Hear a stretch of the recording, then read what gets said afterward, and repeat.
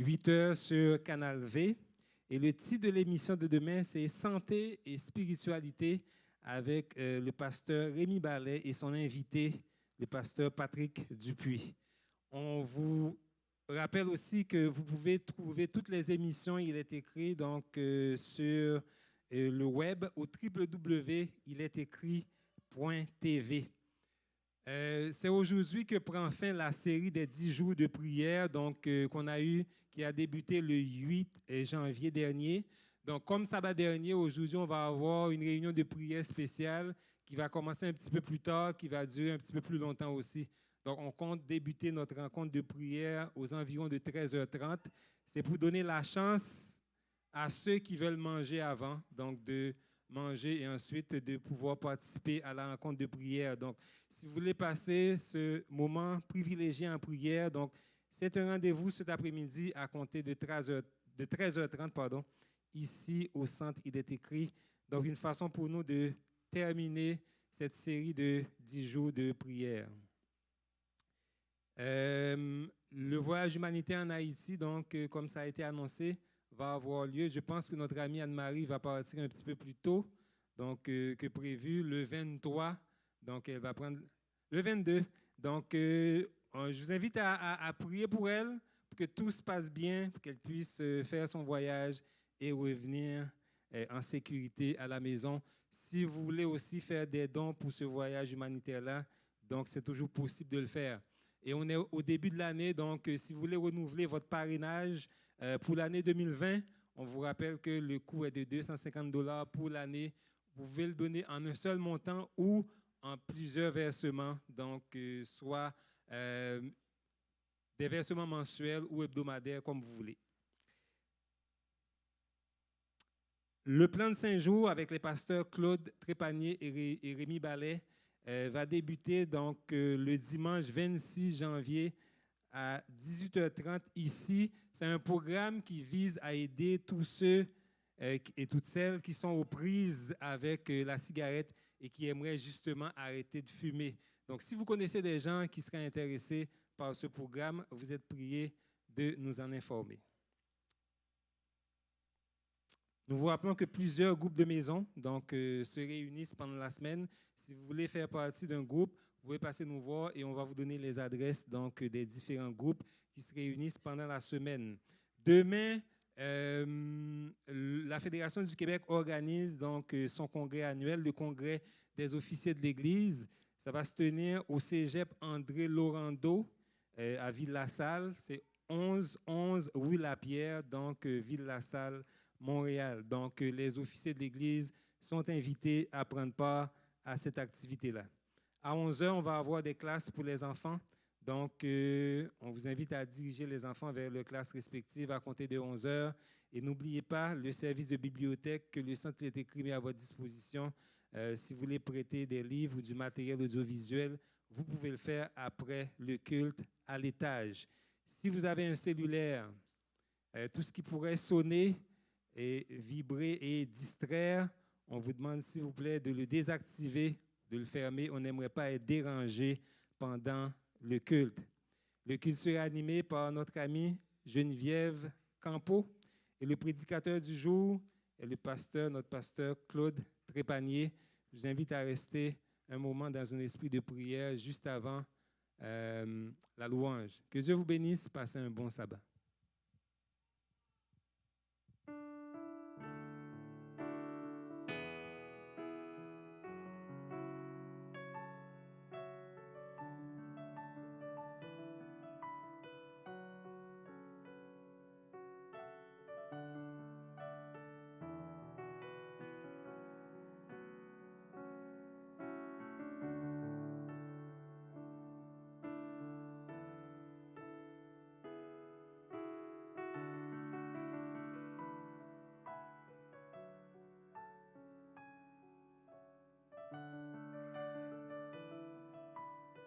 Bonjour à tout le monde.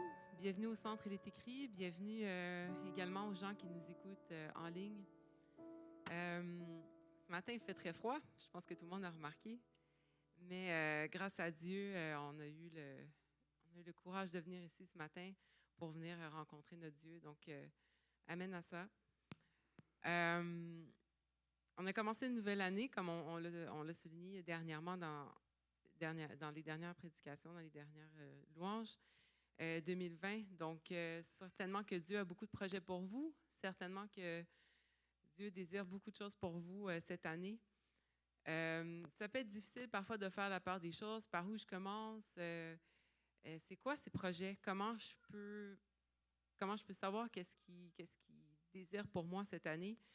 Ce matin, j'ai quelques étapes peut-être à travers lesquelles passer pour comprendre ce que Dieu veut nous apporter.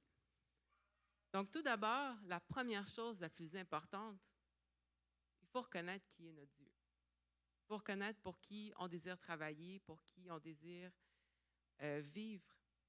Il faut reconnaître qui est notre Dieu également, reconnaître sa bonté, sa miséricorde, sa toute-puissance. Donc, c'est vraiment la première étape, finalement, pour commencer à vivre pour Dieu. Qui peut vous préserver de toute chute et vous faire paraître devant sa gloire, irrépréhensible et dans l'allégresse. À Dieu seul, notre Sauveur, par Jésus-Christ, notre Seigneur, soit gloire, majesté, force et puissance, dès avant tous les temps, et maintenant, et dans tous les siècles. Amen. J'invite l'Assemblée à se lever.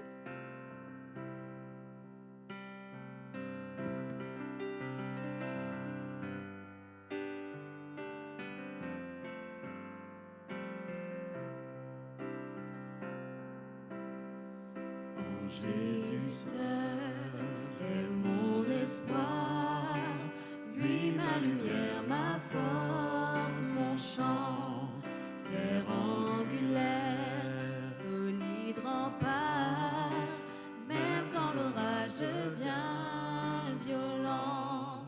Oh quel amour, oh quelle paix, les luttes cessent, la peur se tait. Mon réconfort, mon plus grand bien, dans l'amour de Christ je me tiens. En Jésus seul, Dieu s'est fait chair, dans un enfant, oh quel mystère, ce don d'amour, de sainteté, haï par ceux qu'il vint sauvé, jusqu'à la croix il s'est livré, sur lui la colère est tombée, tous mes péchés il les a pris, par l'amour de Jésus je vis. Là dans la tombe il reposait, lumière vaincue par les ténèbres, quel jour glorieux il apparaît, d'entre les morts il se relève, et sur ma vie par sa victoire, le péché perd tout son pouvoir, il est à moi, je suis à lui, racheté par le sang du Christ. Je vis en paix, je meurs sans crainte, gardé par la puissance du Christ, du premier cri au dernier souffle. Jésus est maître de ma vie, les plans des hommes ou du malin ne peuvent m'arracher de sa main, et qu'il revienne ou me rappelle, par la force du Christ je tiendrai.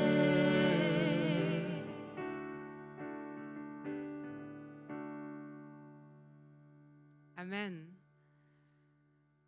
Par après, on continue à avancer, on continue à persévérer sur le chemin que Dieu désire nous montrer. Par après, une autre étape importante, c'est de lui montrer une sincère repentance. repentance. C'est par sa grâce de lui demander pardon. Je me réjouis à cette heure, non pas de ce que vous avez été attristés, mais de ce que votre tristesse vous a porté à la repentance. Car vous avez été attristés selon Dieu, afin de ne recevoir de notre part aucun dommage. En effet, la tristesse selon Dieu produit une repentance à salut dont on ne se repent jamais, tandis que la tristesse du monde produit la mort. Et voici, cette même tristesse selon Dieu, quel empressement n'a-t-elle pas produit en vous? Quelle justification, quelle indignation, quelle crainte, quel désir ardent, quel zèle, quelle punition. Vous avez montré à tous égards que vous étiez purs dans cette affaire.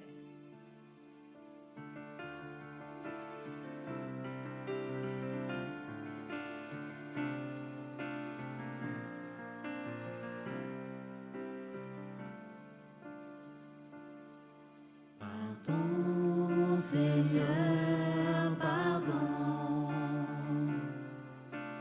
pour notre orgueil, nos résistances. Viens enlever nos suffisances et chasser notre arrogance. Pardon, Seigneur, pardon, pour toutes nos pensées impures. Viens changer nos cœurs si durs,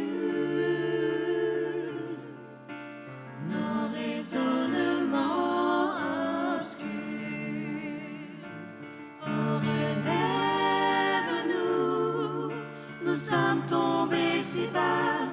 Oh, relève-nous, par ta grâce et ton pardon.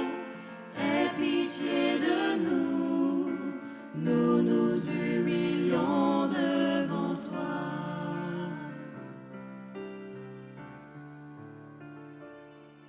Pardon, Seigneur, pardon, pour tant de paroles mauvaises. Viens adoucir nos mots, nos lèvres, et que nos querelles s'apaisent. Pardon, Seigneur, pardon, de toujours garder rancune. Viens changer notre amertume, transformer notre attitude. Oh, relève-nous, nous sommes tombés si bas. Oh, relève-nous, par ta grâce et ton pardon. Aie pitié de nous, nous nous humilions devant toi. Oh, relève-nous, nous sommes tombés si bas. Oh, relève-nous, par ta grâce et ton pardon. Aie pitié de nous, nous nous humilions devant toi. Aie pitié de nous, nous nous humilions devant toi.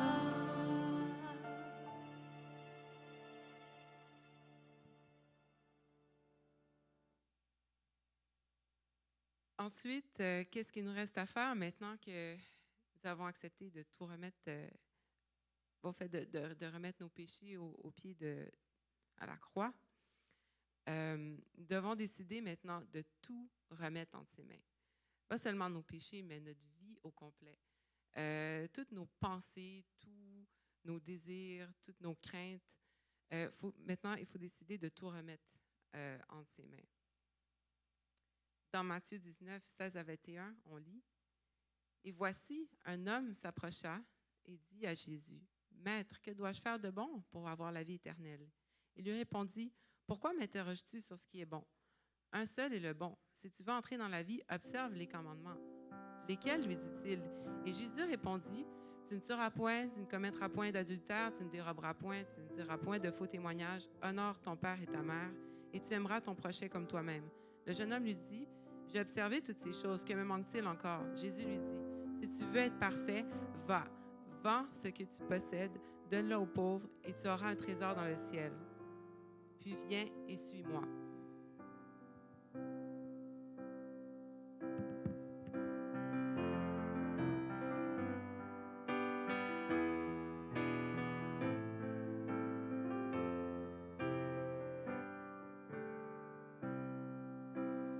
Entre tes mains, j'abandonne tout ce que j'appelle mien. Oh, ne permets à personne, Seigneur, d'en reprendre rien. Oui, prends tout, Seigneur. Oui, prends tout, Seigneur. Entre tes mains, j'abandonne tout avec bonheur. Je n'ai pas peur de te suivre sur le chemin de la croix. C'est pour toi que je veux vivre. Je connais, j'aime ta voix. Oui, prends tout, Seigneur. Oui, prends tout, Seigneur. Sans rien garder, je te livre tout avec bonheur. Tu connais mieux que moi-même tous les besoins de mon cœur. Et pour mon bonheur suprême, tu peux me rendre vainqueur. Oui, prends tout, Seigneur. Oui, prends tout, Seigneur. Je ne vis plus pour moi-même, mais pour mon Sauveur.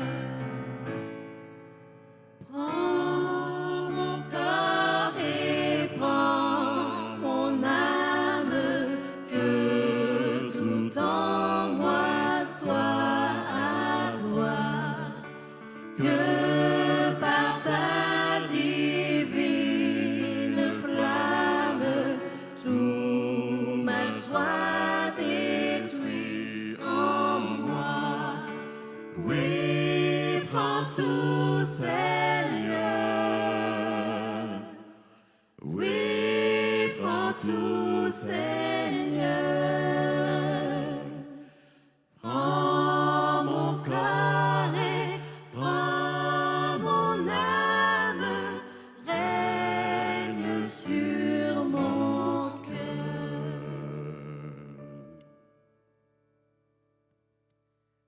Amen. Ensuite, qu'est-ce qui est vraiment nécessaire pour qu'on puisse avoir la force de suivre la voie de Dieu? De quoi on a vraiment besoin pour être capable de faire sa volonté, pour être capable d'agir pour lui? Il y a la foi, effectivement, mais le Saint-Esprit. Donc, c'est vraiment le Saint-Esprit qui nous guide, qui nous amène à faire sa volonté.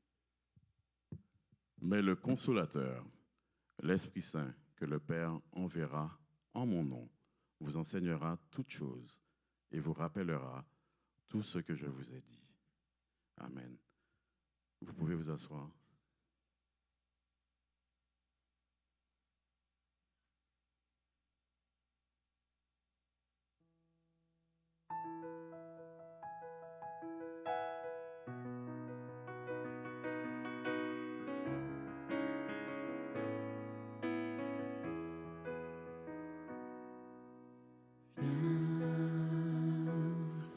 Saint-Esprit, viens par ton vent, remplir le temple que je suis. Oh, viens, Saint-Esprit, souffle puissant, brise d'amour sourant de vie.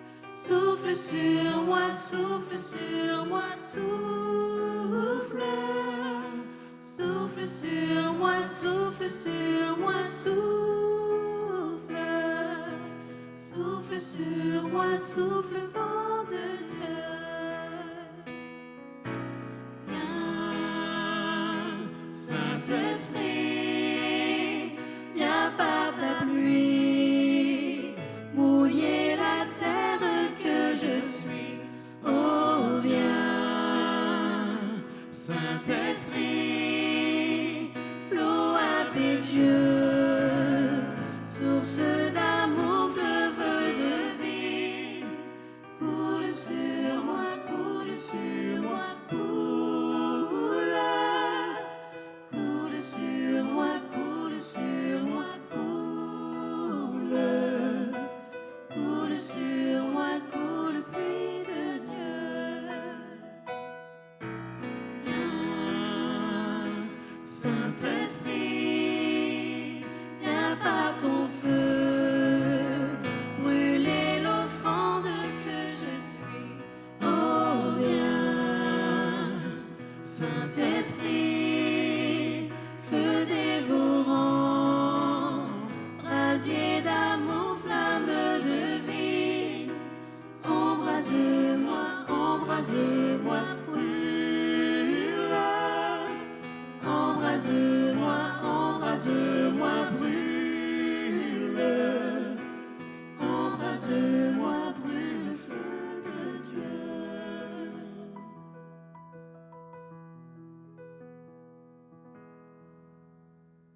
Une fois que toutes ces étapes sont passées, eh bien maintenant, il est temps de travailler pour Dieu. Bien sûr, on va rencontrer des difficultés. Bien sûr, on va rencontrer des obstacles. Mais c'est grâce à Dieu qu'il nous donnera son courage et sa persévérance pour pouvoir continuer à marcher malgré tout. Josué 1, versets 7 à 9. Fortifie-toi seulement et aie bon courage, en agissant fidèlement selon toute la loi que Moïse, mon serviteur, t'a prescrite. Ne t'en détourne ni à droite, ni à gauche, afin de réussir dans tout ce que tu entreprendras. Que ce livre de la loi ne s'éloigne point de ta bouche. Médite-le jour et nuit, pour agir fidèlement selon tout ce qui est écrit. Car c'est alors que tu auras du succès dans tes entreprises. C'est alors que tu réussiras. Ne t'ai-je pas donné cet ordre? Fortifie-toi et prends courage. Ne t'effraie point et ne t'éventre point, car l'Éternel ton Dieu est avec toi dans tout ce que tu entreprendras. Amen.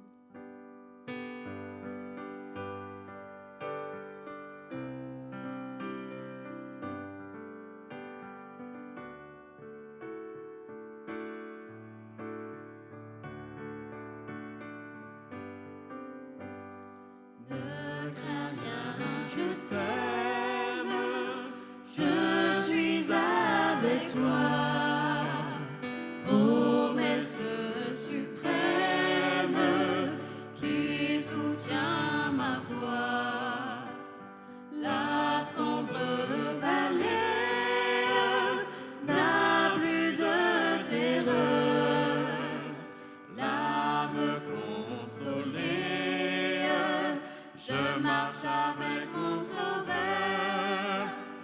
Non, jamais tout seul. Non, jamais tout seul. Jésus, mon Sauveur, me garde. jamais ne me laisse seul. Non, jamais tout seul. Non, jamais tout seul. Jésus, mon sauveur, me garde. Je ne suis jamais tout seul. L'aube matinière me lui comme au jour. Jésus, ma lumière, m'éclaire toujours. Quand je perds de vue l'astre radieux, à travers la nuit, Jésus me montre les cieux. Non, jamais tout seul. Non, jamais tout seul. Jésus, mon sauveur, me garde. Jamais ne me laisse seul. Non, jamais tout seul. Non, jamais tout seul. Jésus, mon sauveur, me garde. Je ne suis jamais tout seul. Les dangers accourent, subtils, inconnus. De près ils m'entourent, plus près est Jésus, qui dans le voyage me redit c'est moi. Ne crains rien, courage, je suis toujours avec toi. Non, jamais tout seul. Non, jamais tout seul. Jésus, mon sauveur, me garde. Jamais ne me laisse seul. Non, jamais tout seul. Non, jamais tout seul. Jésus, mon sauveur, me garde. Je ne suis jamais tout seul.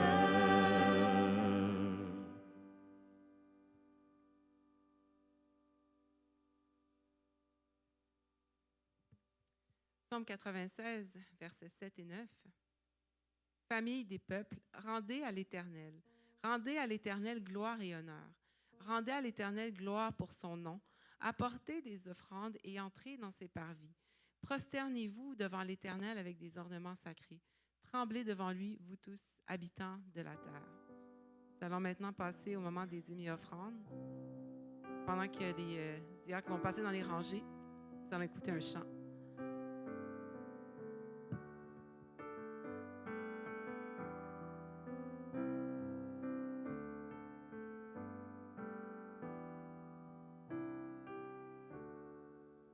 Reçois de moi le parfum qui t'est dû, la beauté de ton nom en mon âme est perdue. Je veux n'être qu'à toi, Jésus, je t'aime.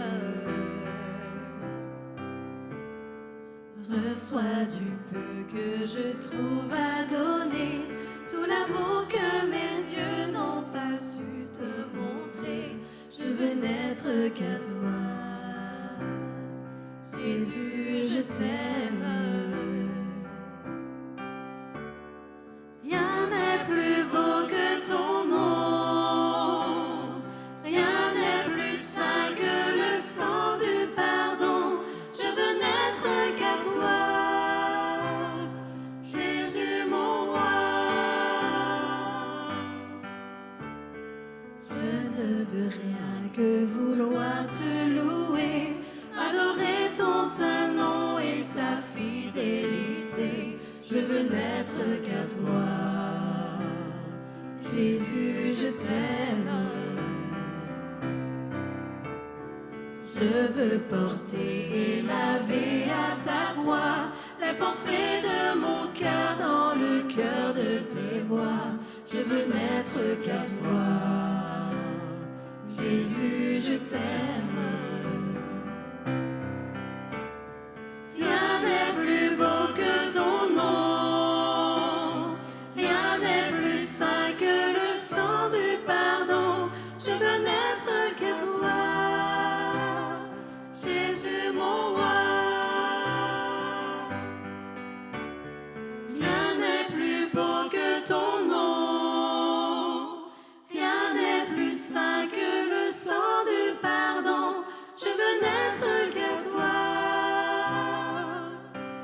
veux n'être qu'à toi. Je veux n'être qu'à toi, Jésus mon roi.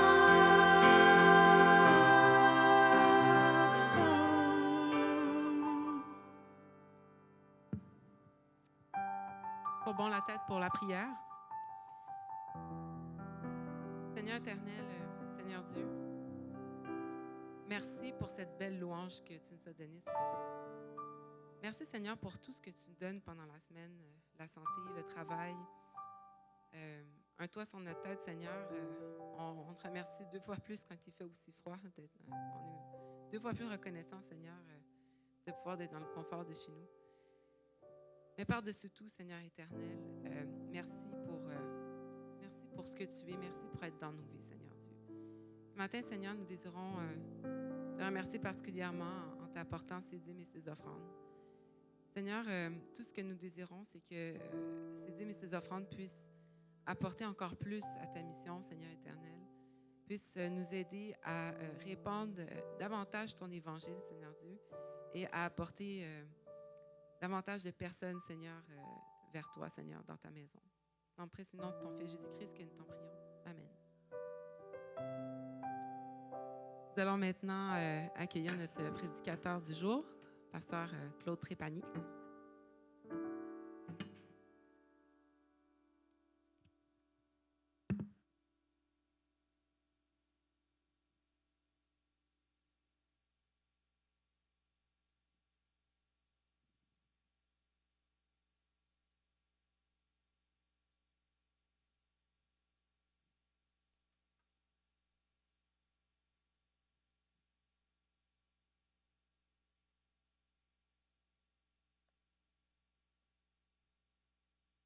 Bon, ça va tous? Je ne suis pas mon meilleur ce matin. Vous savez, quand ils disent qu'il y a des bénédictions, il y a toujours des responsabilités. Je suis béni d'être votre pasteur. J'avais la responsabilité d'être ici ce matin. Je demandais à notre frère Rémi, mais il était déjà engagé à quelque part. Des fois, on pousse les limites de la santé. Moi, je suis quelqu'un qui n'est jamais malade. J'étais en République dominicaine avec ma petite sœur parce qu'elle est atteinte d'un cancer. On est parti jeudi soir. On est revenu jeudi. On est arrivé vendredi à 2 h du matin. Quand on est arrivé en avion, ma petite sœur, il a fallu qu'elle sorte en ambulance. Là, on s'est ramassé à l'hôpital à London, à 8 h d'ici. Là, à London, de 2 h à 6 h le matin, on était là. Ça, j'ai été me coucher 2 h, puis j'ai fait 8 h le matin, aller jusqu'à 5 h pour venir vendredi soir être ici. J'ai poussé ça un peu trop, là, parce qu'un matin, là, je me disais, qu'est-ce qui se passe avec moi? Mais le Seigneur m'a rappelé que ma grâce te suffit. Ma grâce te suffit. On va arrêter de se plaindre. On s'en remet entre ses mains. Et on demande au Seigneur de nous donner la force, la sagesse, l'intelligence, tout ce qu'on a besoin pour être capable de faire en sorte qu'on puisse bien le représenter toujours. On va prier. Éternel, notre Dieu, notre Père, oui, tu es notre Père. On te prie au nom et par les mérites de notre frère Jésus. On te demande de nous accorder ton Esprit Saint, le consolateur, celui qui était promis de nous être envoyé pour nous rappeler toutes choses, pour nous expliquer toutes choses, pour nous emmener à mieux te connaître, pour mieux te servir. Seigneur, puisses-tu planer au-dessus de cette assemblée ce matin? Puisses-tu œuvrer à travers moi afin que ce soit toi qui parles et non moi-même? Merci pour tout. Merci d'avance pour ce que tu vas faire. Encore une fois, c'est au nom et par les mérites de notre Seigneur, de notre frère Jésus-Christ. Amen. Notre assurance, notre espérance. Le psaume 25, verset 12 nous dit « Quel est l'homme qui craint l'Éternel? L'Éternel lui montre la voie qu'il doit choisir. Heureux l'homme qui craint l'Éternel, car Dieu va lui montrer la voie qu'il doit choisir. Laissez-les, disait Jésus. Ce sont des aveugles qui conduisent des aveugles. Si un aveugle conduit un aveugle, qu'est-ce qui va arriver? Là, je ne l'entends pas. Ça doit être parce que je ne vois vraiment pas bien dans mon oreille. Qu'est-ce qui va arriver si un aveugle conduit un aveugle? Il Ils n'iront pas loin, ils vont tomber tous les deux. OK? C'est pour ça que c'est bien important de savoir c'est qui qu'on suit. De savoir avec qui on marche. De comprendre que là où on veut aller.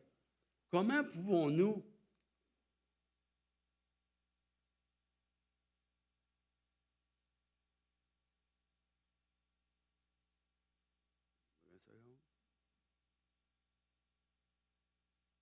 bon.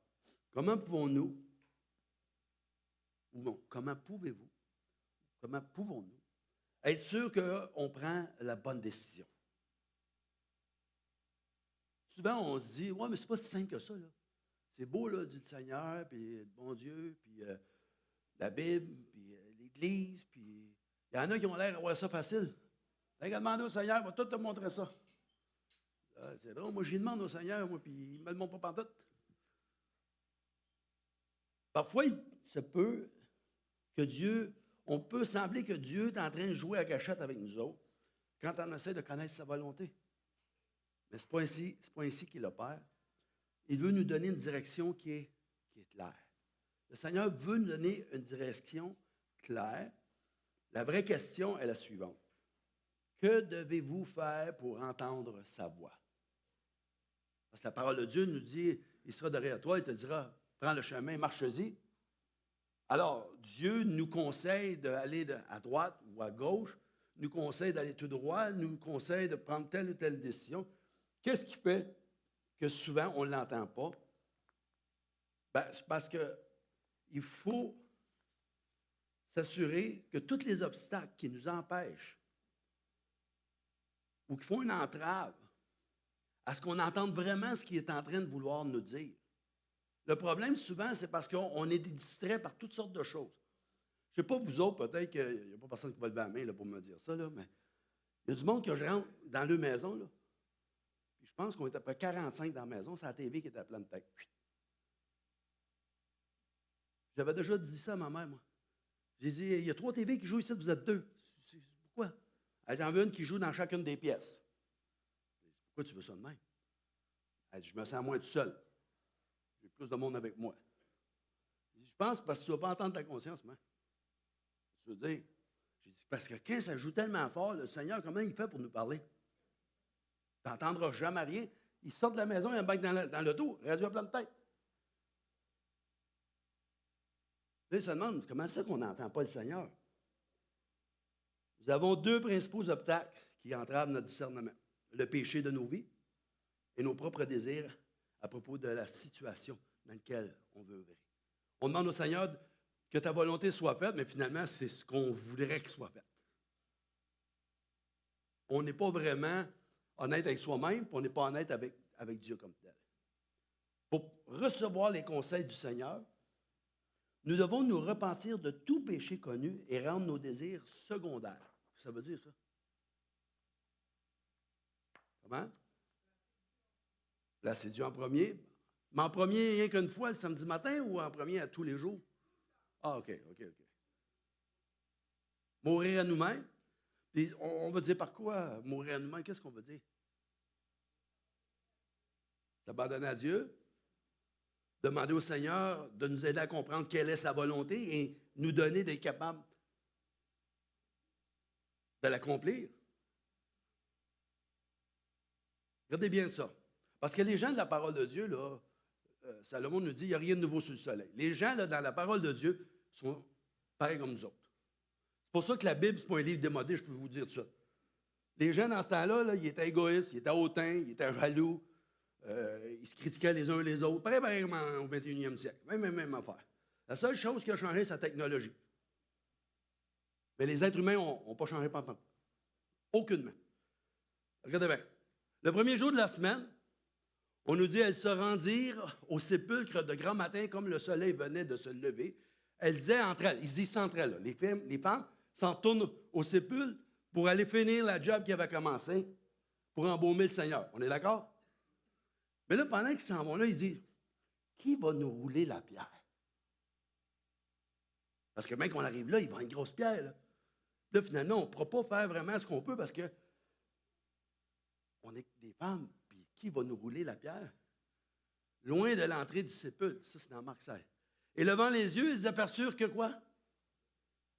Que la pierre qui était très grande avait été. Le Seigneur, il a toujours une longueur d'avance sur nous autres. Je veux que vous sachiez ça. Le Seigneur, il a toujours une longueur d'avance sur nous autres. Arrêtez de vous mettre des obstacles pour dire, ah, ça ne marchera pas, je le sais bien, parce que là, il va arriver ça, il va arriver ça, il va arriver ça. Pareil comme si, finalement, ce que vous dites que vous allez entreprendre, ça ne fonctionnera pas. Vous connaissez l'histoire du monsieur, le soir, là, qui reste pris dans le fossé. Puis là, il voit une petite maison là-bas, là, avec une petite lumière. Là. Il regarde son heure, il est minuit. Là, il dit, moi, si je ne sors pas d'ici à soir, il va être obligé de coucher dans mon auto. Puis je vais geler. Fait qu'il dit, je vais m'en aller jusqu'à la petite maison, puis je vais demander au monsieur qui me prête une pelle pour que je sois capable. Puis pendant qu'il marchait vers la petite maison, il dit, là, rendu à minuit, le monsieur va me dire, tu as-tu pensé à l'heure qui est là? Minuit, on ne dérange pas le monde à cette heure-là. Puis là, un moment donné, il dit, ouais, mais je vais y expliquer que dans le fond, moi, je suis pogné, là, je n'ai pas choisi mon heure. Là. Mais il va me dire, écoute, des pelles, pourquoi tu n'en traînes pas une dans ton auto, une pelle? Il pense à tout ça, là, tout le long qu'il s'en va. Et finalement, quand il arrive là-bas, il cogne, M. Rouve, il dit, hey, ta pelle, là, j'en ai que faire, garde-la. Pourquoi il a dit ça? Parce qu'il était tellement convaincu que le monsieur, il ne prêtera pas la pelle, que dans sa tête, il a agi pareil comme si le monsieur n'avait pas donné la pelle. Dites-vous que ça fait la même chose avec le Seigneur. Le soir de ce jour, Jean, lui, il dit le soir de ce jour, même histoire, mais lui, il dit le soir de ce jour, qui était le premier de la semaine, les portes du lieu où se trouvaient les disciples étaient fermées à cause de la crainte qui avait été des Juifs. Jésus vint se présenter au milieu d'eux et leur dit que la paix soit avec vous. Donnez-moi 20 secondes. C'est pour moi. OK, là, il était trop bête. Le premier jour de la semaine, c'est pour ça que je trouvais le premier soir. Là. Jean parle du premier jour de la semaine. Encore une fois, Marie Magdala se rendit au sépulcre dès le matin. Et comme il faisait encore obscur, et elle vit que la pierre était ôtée du sépulcre, elle courut vers Simon, Pierre, et vers l'autre disciple que Jésus aimait, on sait que c'est Jean, et leur dit, ils ont enlevé du sépulcre le Seigneur, et nous ne savons où ils l'ont mis. Parce que là, ils arrivent là-bas pour faire ce qu'ils veulent faire. Ils voient que la pierre, elle est roulée. Ils rentrent dans le tombeau, puis ils voient que Jésus n'est plus là. La première chose qu'ils pensent, on s'en retourne voir les boys, on lui dit ça. Là. Il y a de quoi qui ne va pas bien. À leur retour du sépulcre, elles annoncèrent toutes ces choses aux 11 et à tous les autres. Celles qui dirent ces choses aux apôtres étaient Marie de Magdala, Jeanne, Marie, mère de Jacques, et les autres qui étaient avec elle. Ils tinrent ces discours pour des rêveries. Et ils ne crurent pas ces femmes. Donc, les femmes sont toutes voir les boys dans la chambre haute, là où ils se réunissaient habituellement. Là, finalement, quand ils leur disent ça, eux autres, là, s'ils sont là, c'est parce que là, ils ont comme la peur. Qu'est-ce qui va nous arriver avec nous autres? Jésus, celui qu'on avait compté sur lui, est crucifié. Maintenant, eux autres, ils nous annoncent que la pierre a été roulée, mais lui, il n'est plus là. Fait qu'il y a quelqu'un qui l'a volé. Puis là, ça va tomber sur notre dos. Puis là, finalement, les gardes vont arriver ici, puis c'est nous autres qui vont aller en prison. Ou bien non, c'est la potence. Alors, il tient ce discours pour des rêveries. Ils ne crurent pas ces femmes, mais Pierre se leva et courut au sépulcre. S'étant baissé, il ne vit que le linge qui était à terre, puis il s'en alla chez lui, dans l'étonnement de ce qui était arrivé. Luc lui dit, plutôt Jean, le soir de ce jour, qui était le premier de la semaine, fait que là, le matin, c'est arrivé ça. Là, ils sont tous ensemble, puis là, ils se demandent ce qui va arriver. Mais le même soir, qui était le premier de la semaine, les portes du lieu où ils se trouvaient, les disciples étant fermés à cause de la crainte qu'ils avaient des Juifs. Ne l'inventez pas, là, moi, ça, c'est écrit dans la Bible. Là. Ils avaient la crainte des Juifs de savoir que le corps n'était plus là. Jésus vint se présenter au milieu d'eux, il leur dit quoi? Bon Québécois, 21e siècle, il dit, hey, les gars, boys, cool down. On se calme, là. Ça avait l'air tout énervé. Qu'est-ce qui se passe? Ben là, moi, si j'avais été là, je dirais, écoute, ben là, que la paix soit avec vous, là. D'autres, on t'a vu crucifié. On était pour voir où c'était dans ton tombeau. Tu n'étais plus là, puis là, tu nous arrives à soir, tu nous dis que la paix soit avec vous. T'as une minute, là. Mettez-vous dans leur studio, eux autres, là. Et vous rencontrez beaucoup de monde, vous, qui ont ressuscité. Moi, j'en ai jamais vu. Puis si j'en rencontrais un, je ne suis pas sûr que je serais cool down. Je ne suis pas sûr que je dirais, ouais, la paix soit avec toi. Hey, t'es à tes funérailles la semaine passée, c'est le fun de te rencontrer après-midi. Pas sûr que je dirais ça. Tandis qu'il parlait de la sorte, lui-même se présentait au milieu d'eux, nous dit Luc, et il leur dit encore une fois, la paix soit avec vous. Saisis de frayeur, c'est normal, et d'épouvante, ils croyaient voir quoi? Un esprit. Saisis de frayeur, d'épouvante, un esprit, ils croyaient voir un esprit. Mais il leur dit, pourquoi êtes-vous troublés? Il leur demande, pourquoi êtes-vous troublés? C'est pas la première fois qu'il leur demande ça. Quand il marchait sur l'eau, qu'est-ce qu'il leur a dit? Pourquoi êtes-vous troublés? Un fantôme, j'en ai su point un. Pierre, je vais embarquer dans le chaloupe avec vous autres. Pierre, viens-t'en vers moi. Pierre, il prit la main de Pierre lorsque Pierre commençait à regarder à lui-même. Donc, ce genre de réception-là de la part de Jésus, on ne s'accoutume jamais vraiment. Mais finalement, il se devait de s'accoutumer. Pourquoi êtes-vous troublés? Pourquoi pareille pensée s'élève-t-elle dans vos cœurs? Il lui demande, pourquoi vous avez peur? On nous dit dans Luc, puis il leur dit, c'est là ce que je devais, quoi? C'est là ce que je vous disais, lorsque j'étais encore avec vous. Vous êtes tous surpris. Je suis là au milieu de vous. Vous avez peur. Je suis obligé d'essayer de vous convaincre encore une fois que c'est moi. Mais ça fait 3 ans et demi que je vous explique que c'est ça qui était pour arriver. Vous étiez où? Souvent, le Seigneur nous parle. On n'entend pas. On n'écoute pas. Parce qu'on fait de l'écoute sélective. On veut entendre bien ce qu'on veut entendre. On ne veut pas entendre ce que lui veut nous dire, on veut entendre ce que nous, il devrait nous dire. C'est là ce que je vous disais lorsque j'étais encore avec vous, qu'il fallait que s'accomplisse tout ce qui est écrit de moi dans la loi de Moïse et dans les prophètes et dans les psaumes. Il leur dit aux 2 disciples d'Emmaüs, c'est ça qui devait m'arriver. Il leur dit ainsi, il est écrit que le Christ souffrirait et qu'il ressusciterait des morts le 3e jour et que la repentance et le pardon des péchés seraient prêchés en son nom à toutes les nations, à commencer par Jérusalem. Donc, il fait juste leur rappeler que pendant qu'il était avec eux autres, il leur avait dit qu'éventuellement, il était pour être mort, crucifié, que finalement, 3 jours plus tard, il ressusciterait. Mais ça, il ne voulait pas l'entendre.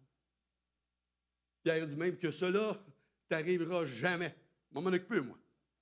Il est obligé de dire à Pierre, arrière de moi, Satan. On se comprend? À chaque fois qu'il disait, assis-toi, on va s'en occuper, le Seigneur dit, c'est beau.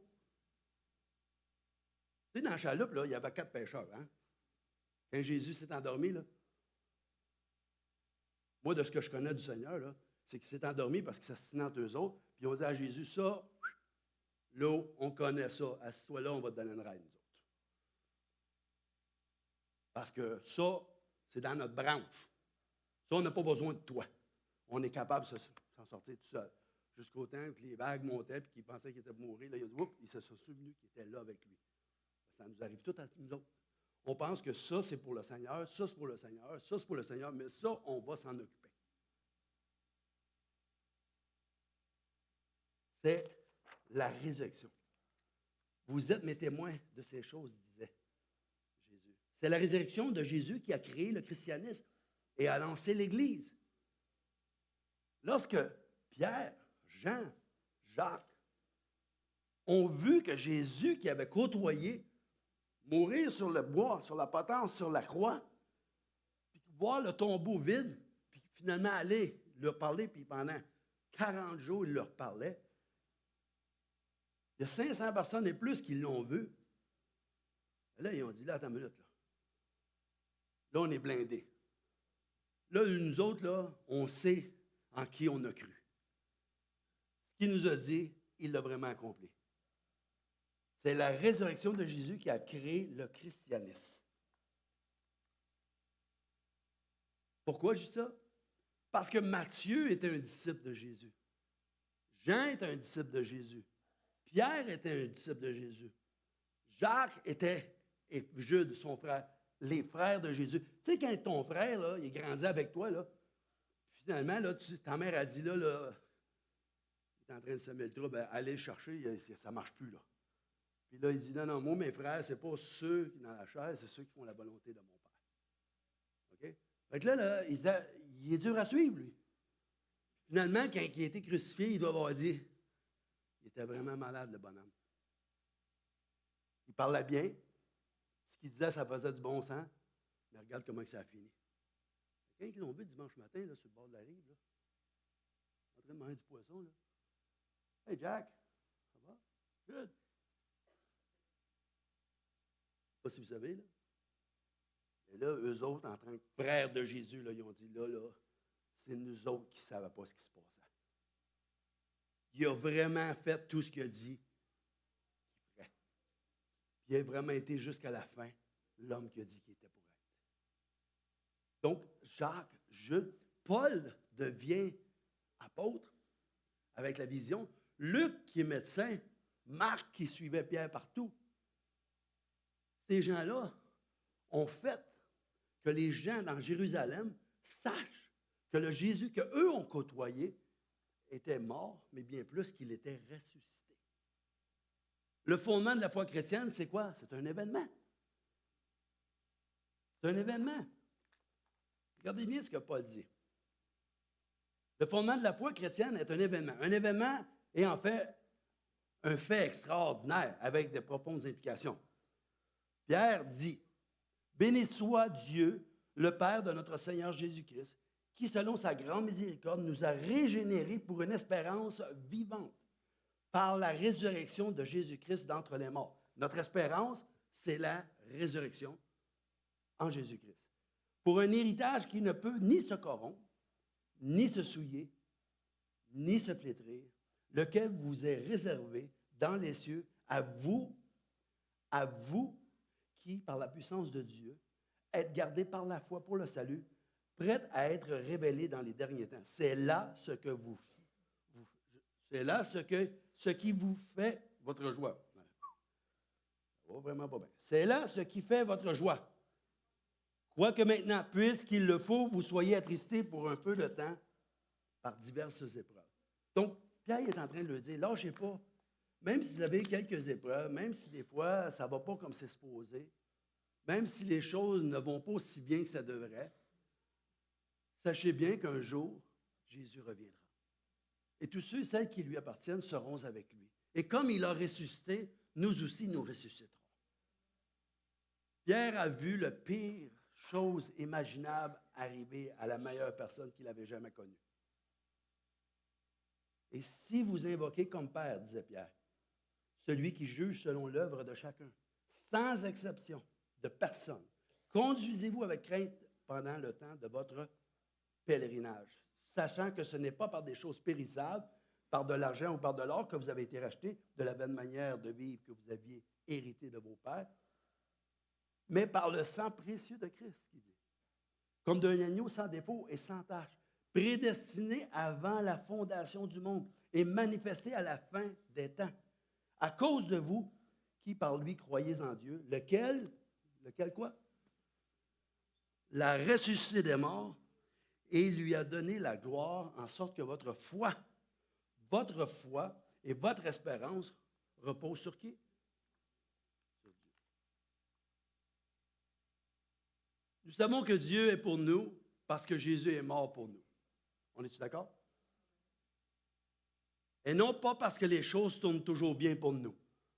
Si vous marchez avec le Seigneur parce que vous êtes béni, parce que vous avez un gros compte de banque, parce que vous avez une belle voiture neuve, parce que vous avez une bonne job, ben, ce n'est pas la meilleure façon de penser qu'on devrait suivre le Seigneur.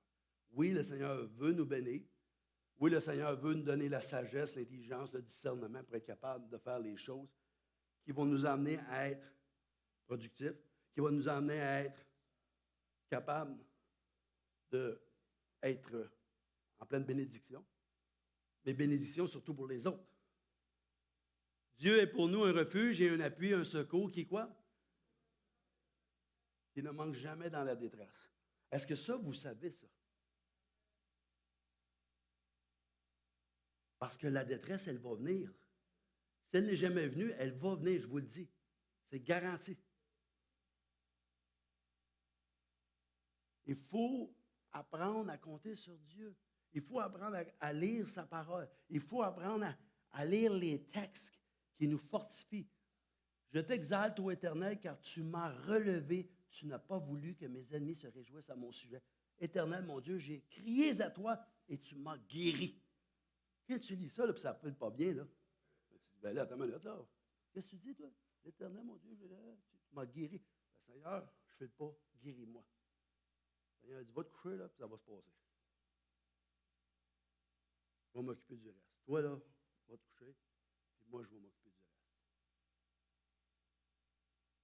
Or, si l'on prêche que Christ est ressuscité, comment quelques-uns parmi vous disent-ils qu'il n'y a point de résurrection des morts? Et s'il n'y a pas de résurrection des morts, Christ non plus n'est pas ressuscité.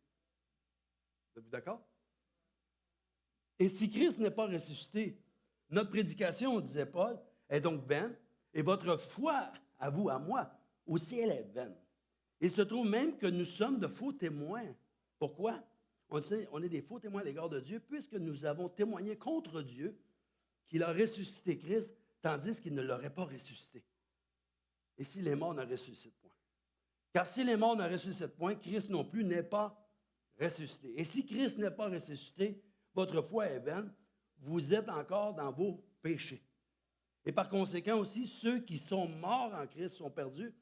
Et si c'est dans cette vie seulement, c'est bien ça là, et si c'est dans cette vie seulement que nous espérons en Christ, nous sommes les plus malheureux de tous les hommes. C'est pas moi qui ai dit ça, c'est Paul. Si vous marchez avec Dieu, puis que vous avez votre espérance de vie de 75 ans, puis que vous servez le Seigneur, parce que dans le fond, vous menez une belle vie tranquille, paisible, vos voisins vous aiment tous, vous venez à l'église, les gens vous saluent, vous avez votre groupe d'amis, mais vous ne croyez pas qu'après la mort, il y a la résurrection, bien, vous êtes malheureux. Parce que ce 75 ans-là, il va passer très vite. Hein? Ceux qui ont 75 ans, là, il va passer très, très, très, très vite.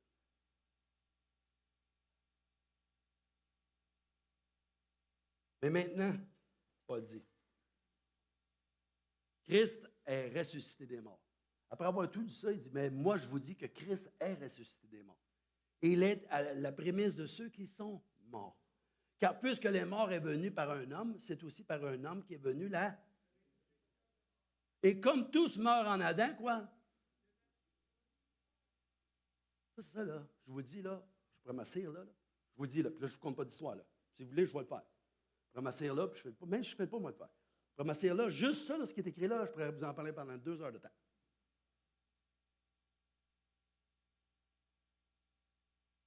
Tous meurent en Adam. Tous sont venus au monde à travers la lignée d'Adam. Et tous vont mourir comme Adam est mort. On est d'accord? Parce que l'âme qui pêche, c'est celle qui... Mais Christ, lui, il est le deuxième Adam. Si vous allez dans la généalogie de Luc, vous regardez, son père est à lui, son père est à lui, son père est à lui, son père est à lui, son père est à lui, son père est à lui. Quand vous arrivez à Adam, allez voir c'est qui son père. Le père d'Adam, c'est Dieu.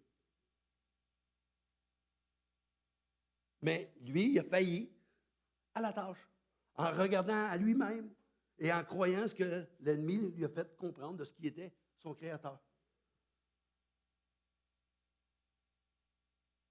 Mais Christ, lui, qui est venu dans ce monde, à travers la lignée telle que promis, fils d'Abraham, fils de Jacob, fils de David, fils d'Israël, bien, finalement, il est celui qu'on a dit qu'il viendrait.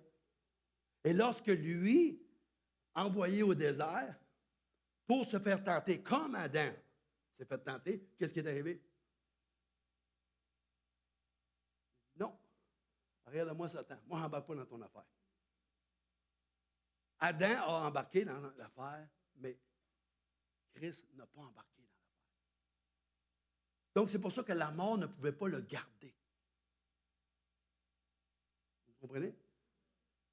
Et tous ceux et celles qui auront, comme lui, la foi d'Abraham, la foi d'Isaac, la foi de Jacob, la foi qu'on a besoin pour vivre, nous aussi, on va vivre comme lui a vécu. Et c'est à travers notre foi. Or, sans la foi, il est impossible de plaire à Dieu. Sa résurrection physique proclame le triomphe de Dieu sur les forces du mal et à ceux qui acceptent la réconciliation, elle assure la victoire finale sur le péché et la mort. Elle atteste la seigneurie de Jésus-Christ devant tout genou, devant qui tout genou fléchira dans les cieux et sur la terre. Ça, c'est une des croyances fondamentales de l'Église adventiste du 7e jour. C'est la 9e.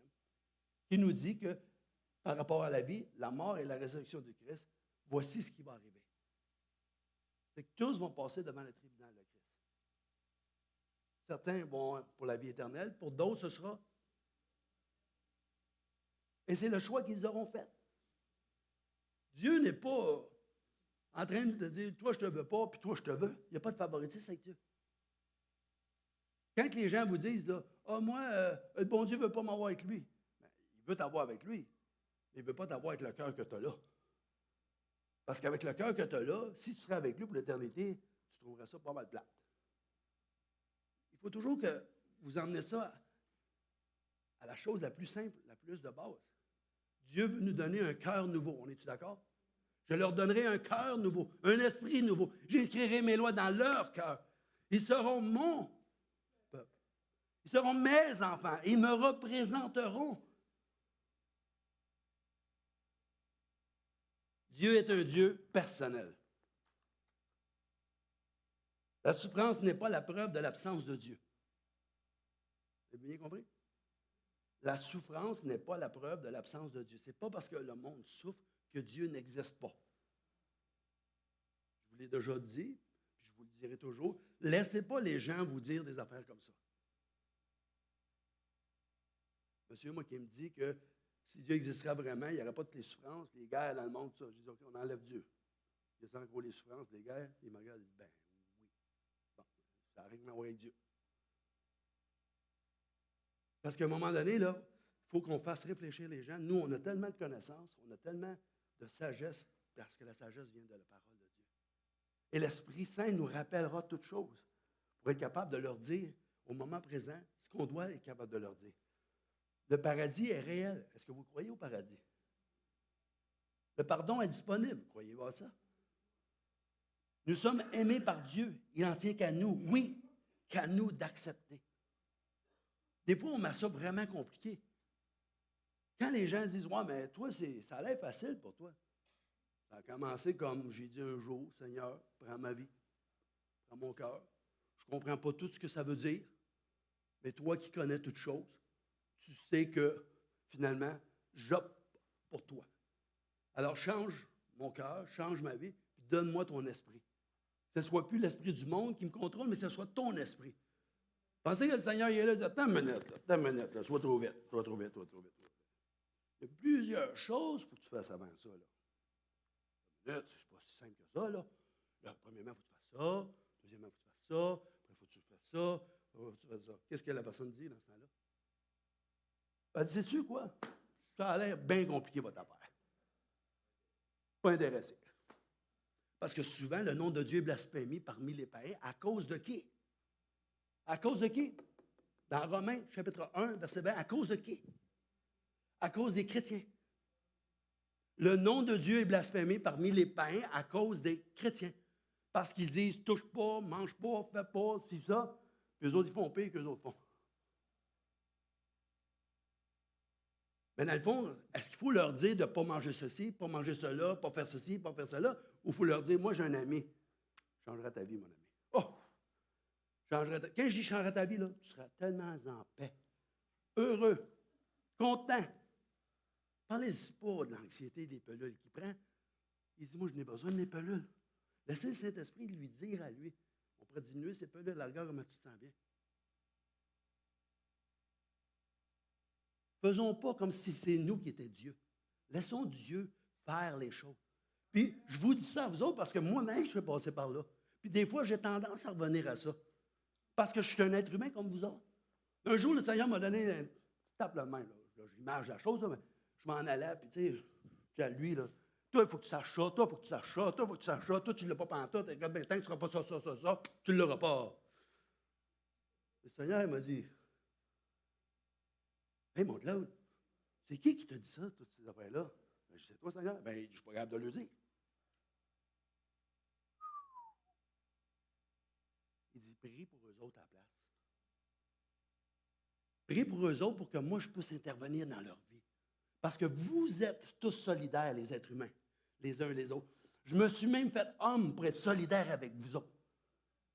Christ s'est fait homme pour être solidaire avec nous. Il intercède à la droite de Dieu. Ce qu'il dit là, il dit à nous autres, par son esprit, prie pour elle, prie pour lui, prie pour lui. Puis là, ce qui arrive, c'est qu'il va dans la vie d'un, puis il va dans la vie de l'autre. Puis là, l'ennemi dit, qu'est-ce que tu fais dans sa vie? Il ne te demande pas rien. Lui, il ne me l'a pas demandé, mais lui, il me l'a demandé pour lui. Et parce qu'on demande au Seigneur d'intervenir pour nos frères et nos sœurs, ben, c'est là que l'Esprit peut toucher le cœur d'un et de l'autre. Puis pendant qu'on fait ça, ben, vous devrez prier pour quelqu'un pour vous mettre à chialer après. Ça vient débalancer un peu. Je vous dis tout de suite. Quand tu pries pour quelqu'un, que le Seigneur change sa vie, n'oubliez jamais, comme je voudrais que tu changes la mienne, oubliez-vous jamais dans l'équation.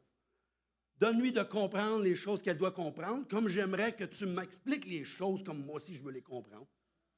Comprenez-vous? Oubliez-vous jamais dans l'équation. Vous êtes des êtres humains, on est tous des êtres humains, on a tous besoin de Dieu. Jésus, j'aime tellement ce verset-là, Ésaïe 5, verset 4. Dieu dit, qu'y avait-il encore à faire à ma vigne que je n'ai pas fait pour elle? Avez-vous lu ça? Qu'est-ce que j'avais à faire encore que je n'ai pas fait? Autrement dit, là, moi, j'ai tout fait ce que j'avais à faire. J'ai sacrifié mon fils pour vous. Mon fils a sacrifié sa vie pour vous. Mon fils vous envoie son esprit pour que vous soyez. Il y a de quoi d'autre qu'il faudrait qu'on fasse? Dites-nous-les. Dieu dit, dites-nous-les. S'il y a de quoi d'autre qu'on a oublié, qu'on a manqué, qu'on n'a pas fait, dites-nous-les. Qu'y avait-il encore à faire à ma vigne que je n'ai pas fait pour elle? Alors, on ne se comptera plus d'histoires. Il faut arrêter de s'en compter des histoires. Si les morts ne ressuscitent pas, Paul le dit, c'est pas moi qui le dis. Si les morts ne ressuscitent pas, mangeons et buvons, car demain, si c'est dans ce monde seulement que vous croyez en Dieu et que vous ne croyez pas à tout ce qu'il a dit, ben il dit, mangez et buvez, car demain, vous mourrez. Gâtez-vous. Allez chez McDo, allez chez Burger King. Samedi, oubliez ça. Faites ce que vous avez à faire. Buvons et mangeons, car demain, nous mourrons. Mais nous, on sait, notre espérance, elle est plus grande que dans cette vie. On sait en qui on a cru. Puis plus qu'on marche avec lui, plus qu'on devient comme lui. Quand je dis on devient comme lui, là, ça veut dire qu'on devient humble comme lui. On devient à faire des miracles comme lui. Là. C'est pour ça que je dis, s'il y a Dieu, oui, mais c'est pas de ça que je parle. C'est être comme lui, c'est d'intercéder pour les uns, pour les autres. C'est d'être humble. C'est de dire, Père, non pas ma volonté, mais ta volonté. C'est de passer du temps avec lui comme il passait du temps avec son Père. C'est d'écouter puis d'entendre ce qu'il devait faire, ce qu'il ne devait pas faire. Il a passé à travers les mêmes choses que nous. Il était victorieux. Puis il veut nous donner cette victoire-là, à tous et chacun. Mais, je vous dis, il faut que vous parliez avec. C'est de quoi je veux vous donner ce matin, là. Parlez avec, comme si vous parliez à votre meilleur ami. Parlez avec à chaque jour. Même s'il y a des gens qui vous disent, Claude, à qui tu parles? Je parle à Dieu. Tu te fais à craindre, tu parles à Dieu, toi. Tu te fais à craindre que je parle à Dieu. Parce que des fois, là, il y a des choses inévitables qui devraient arriver et qui n'arrivent pas. Il y a des choses qui devraient être une catastrophe et qui ne l'ont pas été. L'adon, parce que au Québec, on dit tout ça, c'est un addon. C'est un addon. L'adon, c'est quand je lui parle vraiment sérieusement, que je parle avec tout mon cœur, que les choses arrivent. Parce que là, il me dit, là, tu as l'air d'être sérieux. Et j'aime ça quand tu es sérieux comme ça. Pas sérieux. C'est pas ça que je veux dire. Sérieux venant dire, je sais que Dieu existe, je sais qu'il est vivant. Puis même si on tombe, vous savez tout ça. Vous avez tout eu à côtoyer des jeunes enfants. Même si on tombe, qu'est-ce qu'on fait? Et on part après tout de suite et on la relève. Hein? On fait ça ou on ne fait pas ça? Oui, mes enfants passaient en dessous de la table, là. Eux autres, ils avaient 2-3 ans. Ils passaient en dessous de la table, je mettais ma main. Je mettais ma main tout le temps. Ils passaient, eux autres, ça n'avait jamais perçu de rien de ça, je vous le dis, là. Eux autres, ils passaient en dessous de la table. Je disais, Jake, t'es rendu trop grand, passe en dessous de la table. Pas rien. Là, je me disais, il passe, je mets ma main. Puis là, il arrivait sur mes doigts. Là, il trouvait ça drôle. Il trouvait ça drôle parce qu'il voyait que je m'en occupais. Apprenez à comprendre et à savoir que Dieu s'occupe de vous en toutes choses. Amen. Que Dieu vous bénisse.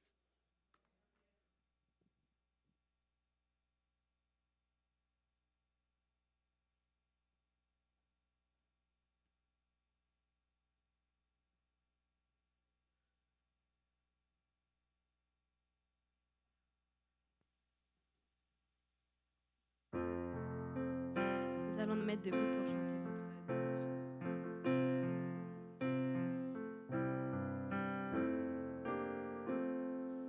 Je ne sais pas le jour où je verrai mon roi, mais je sais qu'il me veut dans sa sainte demeure. La lumière vaincra les ombres à cette heure. Ce sera la gloire pour moi. Ce sera la gloire pour moi. Ce sera la gloire pour moi. La lumière vaincra les ombres à cette heure. Ce sera la gloire pour moi. Je ne sais quels seront les chants des bienheureux, les accents, les accords, des hymnes angéliques. Mais je sais que joignant ma voix au saint cantique, bientôt j'adorerai comme eux. Bientôt j'adorerai comme eux. Bientôt j'adorerai comme eux. Mais je sais que joignant ma voix au saint cantique, bientôt j'adorerai comme eux. Je ne sais quel sera le palais éternel, mais je sais que mon âme y sera reconnue. Un regard de Jésus sera ma bienvenue. Pour moi s'ouvre le ciel. Pour moi s'ouvre le ciel. Pour moi s'ouvre le ciel. Un regard de Jésus sera ma bienvenue. Pour moi s'ouvre le ciel.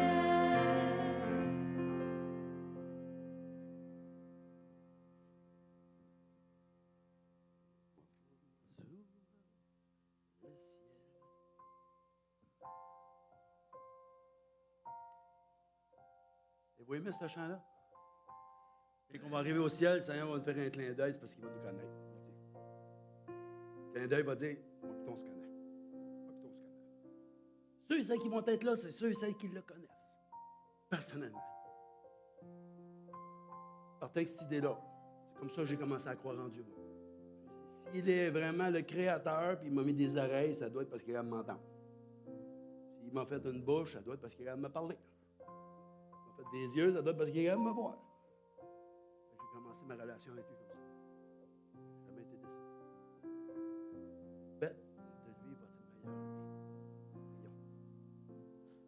Seigneur, on veut s'arrêter pour te louer, pour t'adorer, pour te donner toute la gloire qui te revient, parce que tout ce que nous avons, tout ce que nous savons, tout ce que nous possédons vient de toi. Oui, Seigneur, on comprend que on n'est pas toujours là où on devrait être. On te demande de nous donner cette sagesse. On te demande de nous donner cette détermination de faire les choses comme on devrait être capable de les faire. Donne-nous, Seigneur, par-dessus tout ton Esprit Saint, afin qu'on puisse être capable de marcher comme Jésus, notre Seigneur, notre Sauveur. Et c'est en son nom que je te prie.